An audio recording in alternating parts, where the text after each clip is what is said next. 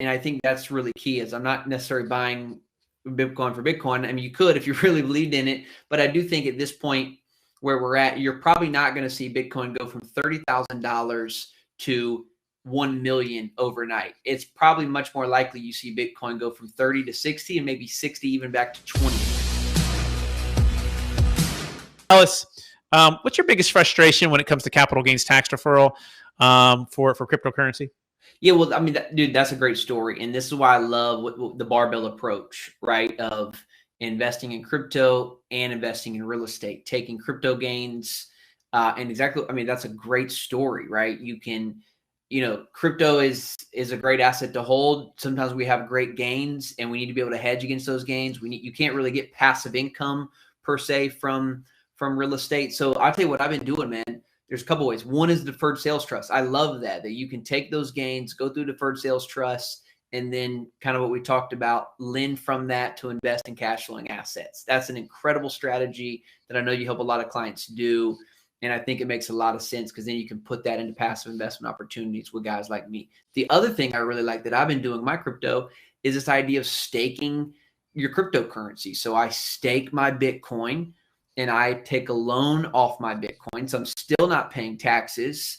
And then I can literally at 0% interest, Brett, take the loan off of my Bitcoin and then go invest that into hard assets that are cash flowing. And so I still get to keep my crypto, borrow, and then I invest in hard assets. Now, here's the thing. If crypto just completely tanks, do I lose all my crypto? Yes. But I still own hard assets, right? And I think that's really key is I'm not necessarily buying Bitcoin for Bitcoin. I mean, you could if you really believed in it, but I do think at this point where we're at, you're probably not going to see Bitcoin go from $30,000 to 1 million overnight. It's probably much more likely you see Bitcoin go from 30 to 60 and maybe 60 even back to 20. And so I do think you got to be careful with leverage. So with that said, those are kind of the two strategies I really love. I love the conversations we've had around DST and how you can really help people kind of exit that. Mm-hmm. And if you don't want to exit, you can also stake it and then invest that into hard assets. Perfect. Two little comments on that. I think that's exactly right. And we would also say the Deferred Sales Trust, you want to make sure you're ready to exit. You think it's a good time to exit, right? And my particular client, she had a $54,000 exit number. At what point it'd be about 50 million. It was her exit. It ended up going to 68,000 about a month later from that number.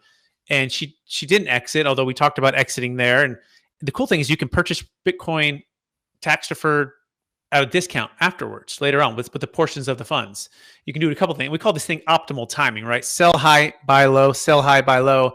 And if you can do it in a tax efficient way, that's the game changer. But yeah, I do like that idea. I do have a question on that though, Ellis. So when you're staking it, and let's say you're borrowed out, I don't know what LTV you're borrowing out of, and you say it's maybe 0 interest rate, but then your goes to 0. Do you not owe that money back to anybody? Is a bank not asking you to pay anything? Like what's their collateral? Like, don't you still owe that money back? Is the Bitcoin. I mean, they get no, that's a good question. No, I mean, you would lose. It's because at a certain point, it's not like it would go to 0 and they get their money back. They would take essentially you have a chance, like a margin level where, hey, you need to replace this margin with more Bitcoin.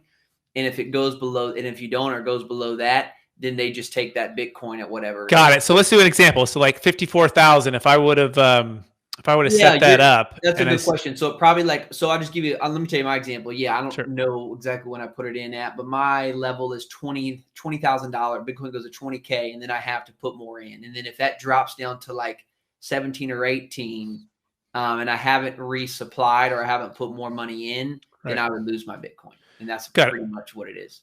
Got it. Okay. Yeah, that makes sense. Yeah, that makes sense. So that's just like a margin account on stocks as well. So, you just got to be careful of that. You have to pump some money in there.